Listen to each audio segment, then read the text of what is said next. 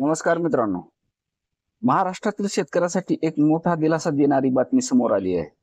नैसर्गिक आपत्तीग्रस्त 5,30,000 शेतकऱ्यांना पीक नुकसान भरपाईसाठी 535 कोटी रुपयाची मदत जाहीर झाली आहे. यात विविध जिल्ह्यात 5,30,000 शेतकऱ्यांना नुकसानीसाठी ही रक्कम त्यांच्या डीबीटी संलग्न खात्यावर जमा होणार आहे आणि काही शेतकऱ्याच्या खात्यावर जमा व्हायला सुरुवात झाली आहे. यात कोणत्या जिल्ह्याला किती हे आपण पुढे पाहणारच आहोत.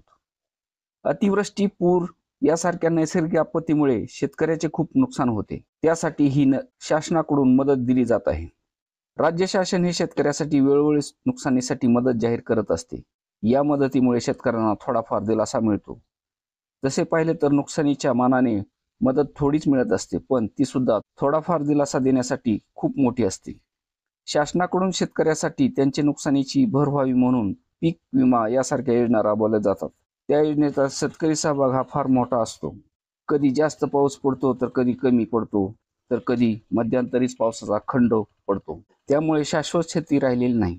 निसर्गावर अवलंबून राहिलेल्या शेतीला पीक विम्याची जोड मिळाल्यामुळे शेतकरी थोडाफार निश्चिंत राहतो आणि राज्य सरकार हे नैसर्गिक आपत्तीमुळे नुकसान झालेल्या शेतकऱ्यासाठी संवेदनशील आहे अशी ही भरपाई देण्यावरून लक्षात येते. तर आता पाहूया कोणत्या जिल्ह्यासाठी किती मदत झालेली आहे.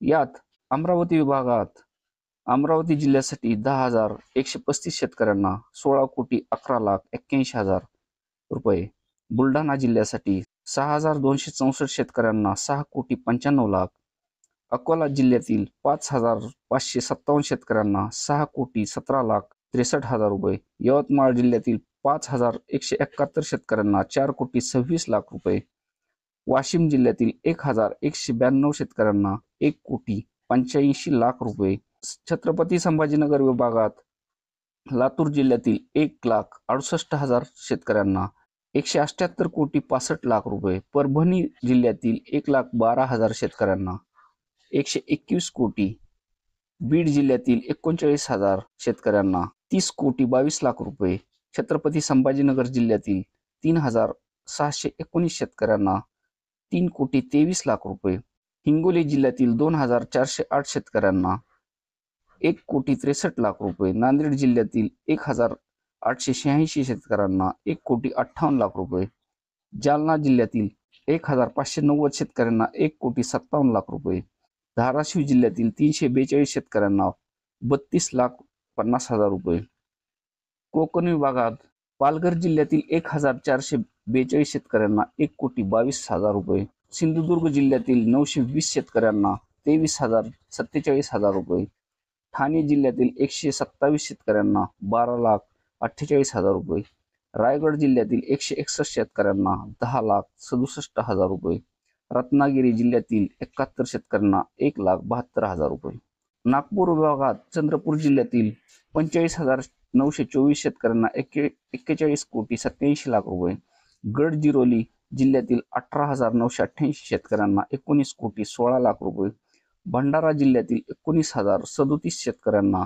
19,14,00,000 रुपये, वर्धा जिल्ह्यातील 16,284 शेतकऱ्यांना 16,39,00,000 रुपये, गोंदिया जिल्ह्यातील 5,995 शेतकऱ्यांना 6,26,00,000 रुपये, नागपूर विभागातील 2,158 शेतकऱ्यांना 2,96,00,000 रुपये, नाशिक विभागात जळगाव जिल्ह्यातील 4,274 शेतकऱ्यांना 5,65,00,000 रुपये, नाशिक जिल्ह्यातील 5,042 शेतकऱ्यांना 4,43,00,000 रुपये, अहिल्यानगर जिल्ह्यातील 2,975 शेतकऱ्यांना 2,54,00,000 रुपये, धुळे जिल्ह्यातील 483 शेतकऱ्यांना 46,00,000 रुपये, नंदुरबार जिल्ह्यातील 17 शेतकऱ्यांना 2,78,000 रुपये, पुणे विभागातील कोल्हापूर जिल्ह्यातील 43,321 शेतकऱ्यांना 35,87,00,000, सोलापूर जिल्ह्यातील 3,013 शेतकऱ्यांना 4,25,00,000,